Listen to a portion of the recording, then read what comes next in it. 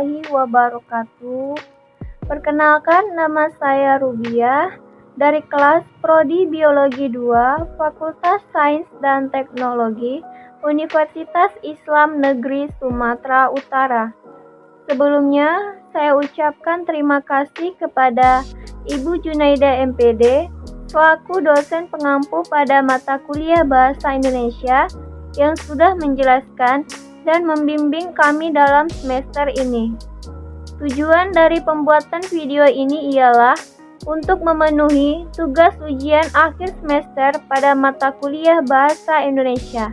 Di sini, saya akan memaparkan materi mengenai kutipan dalam bahasa Indonesia. Kutipan. Yang pertama, pengertian kutipan. Sebelumnya, apa sih kutipan itu? Kutipan merupakan suatu kalimat yang berisi gagasan, ide, atau pendapat seseorang yang dijadikan bahan acuan yang diambil dari berbagai sumber, seperti media cetak, online, atau audio. Kata kutipan berdasarkan Kamus Besar Bahasa Indonesia memiliki arti pungutan atau petikan. Yang kedua, jenis kutipan. Kerap dalam hikmat menggolongkan kutipan menjadi dua jenis, yaitu kutipan langsung dan kutipan tak langsung. Kutipan langsung adalah pinjaman pendapat dengan mengambil secara lengkap kata demi kata, kalimat demi kalimat dari sumber teks asli. Secara mekanisme, kutipan langsung memiliki dua pola penulisan, yang masing-masing pola ditentukan oleh banyaknya teks yang dikutip. Untuk teks yang tidak lebih dari 4 baris, maka dapat melakukan langkah-langkah berikut. Pertama, kutipan terintegrasi dengan teks. Kedua, kutipan diawali dan diakhiri oleh tanda kutip. Ketiga, jika teks utama ditulis dengan 2 atau 1,5 spasi, maka kutipan pun ditulis 2 atau 1,5 spasi. Hal yang sama terjadi ketika teks utama 1 spasi, maka ditulis 1 spasi. Keempat, mencantumkan sumber referensi. Adapun kutipan yang lebih dari 4 baris memiliki penulisan yaitu: pertama, kutipan dipisahkan dari teks utama. Kedua, kutipan tidak diawali dengan tanda kutip. Ketiga, kutipan ditulis 1 spasi walaupun teks utama 2 atau 1,5 spasi. Hal lain yang perlu diperhatikan dalam pengutipan langsung ini adalah bahwa ketika mengutip langsung, apapun yang terdapat dalam teks harus ditulis apa adanya, meskipun dalam teks terdapat sumber kesalahan. Untuk menyiasati agar tidak terjadi kesalahpahaman mengenai mana yang salah, maka hal itu dapat ditandai dengan menggunakan simbol buka kurung siku dengan berisi tulisan SIC tanda seru atau SIC tanda seru. Selanjutnya, hal lain yang perlu diperhatikan dalam pengutipan langsung adalah teknik menghilangkan bagian yang tidak perlu. Dalam kutipan seringkali, justru gagasan yang ingin dikutip terletak di akhir atau bahkan di tengah. Menulis semua teks tersebut tentu dapat mengganggu konsentrasi pembaca, selain juga akan membuat halaman lebih banyak. Untuk menyiasati hal ini, maka yang harus dilakukan adalah memberikan titik elipsis atau 3 titik pada bagian yang akan dihilangkan. Adapun kutipan tidak langsung adalah pinjaman pendapat yang mengambil intisarinya saja. Karakteristik kutipan tak langsung berbeda dengan kutipan langsung. Hal ini bisa dilihat dari teknik penulisannya sebagai berikut. Pertama, terintegrasi dengan teks utama. Kedua, tidak diapit oleh tanda kutip. Ketiga, teks kutipan sesuai dengan teks utama. jika satu spasi, maka satu spasi, begitupun jika 1,5 atau 2 spasi. Keempat, mencantumkan sumber kutipan. Teknik mengutip berdasarkan penulisan sumbernya, baik kutipan langsung maupun tidak langsung, keduanya harus disertai dengan sumber rujukan dalam menyampaikan sumber rujukannya. Paling tidak, ada 2 variasi, yaitu catatan tubuh karangan atau body note dan catatan kaki atau footnote. Yang pertama, catatan dalam tubuh karangan atau body note. Penggunaan body note dalam menyampaikan sumber rujukan digunakan pada artikel atau karangan yang dimuat di koran ataupun majalah yang tidak memungkinkan penulisan sumber rujukan dengan pola catatan kaki. Selain itu, penulisan buku pun menggunakan pola penulisan rujukan atau body note. Semua itu dilakukan karena body note memudahkan dalam proses tata letak baik pada koran, majalah, maupun buku. Hal ini karena body note memiliki pola pengutipan yang terintegrasi dengan teks. Dalam body note terdiri dari 3 unsur. Unsur tersebut yaitu nama pengarang, tahun terbit, dan halaman. Untuk nama pengarang, cukup ditulis nama akhirannya saja dan ditulis tanpa gelar.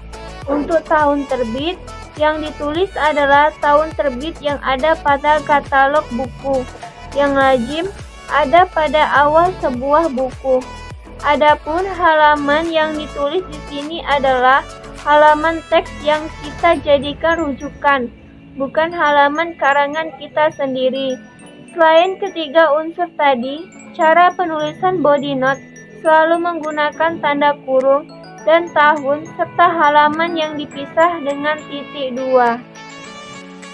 Yang kedua, catatan kaki atau footnote.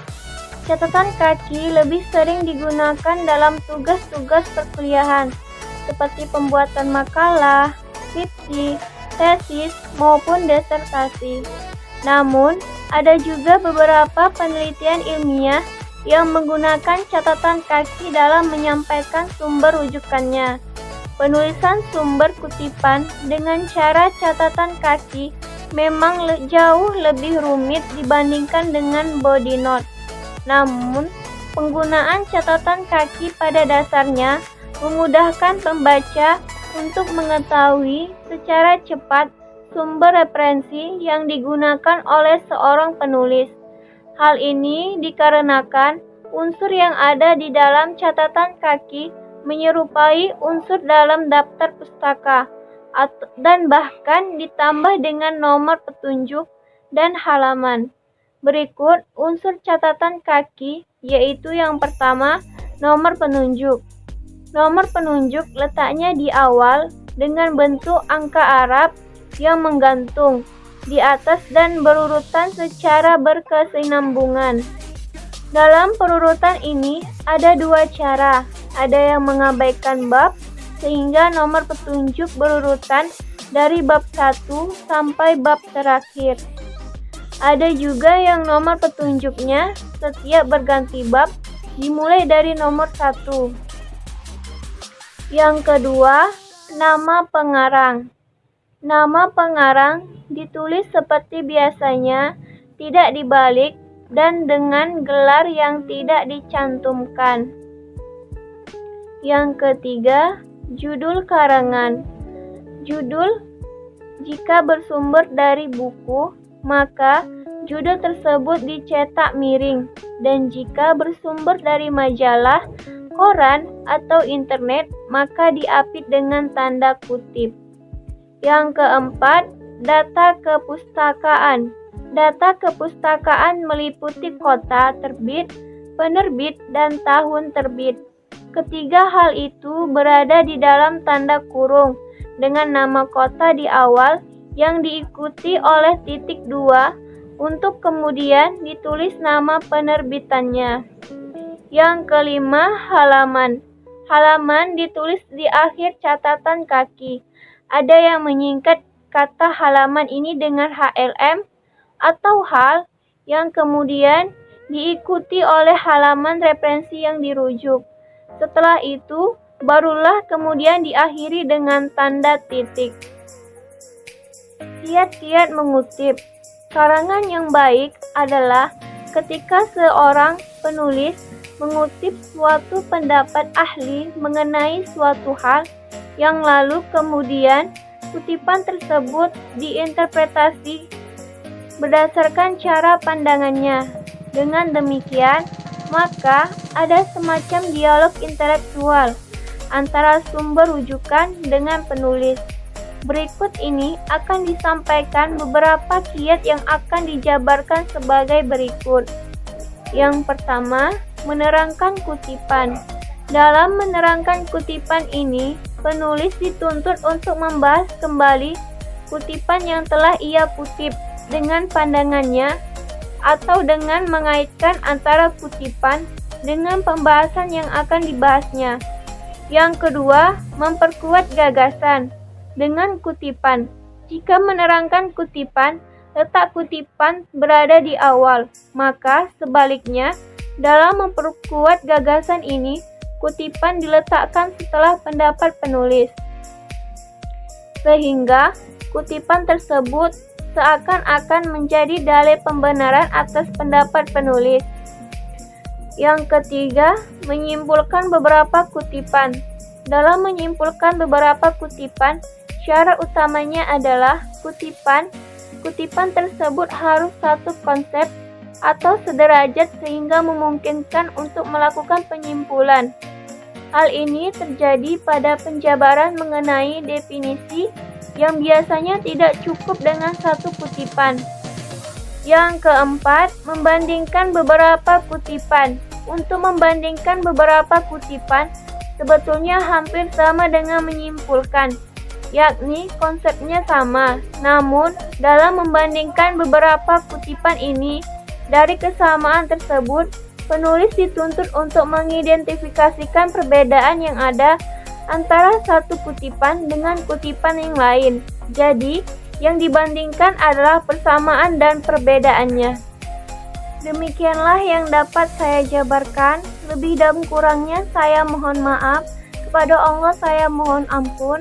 Wabillahi taufiq walhidayah. Wassalamualaikum warahmatullahi wabarakatuh.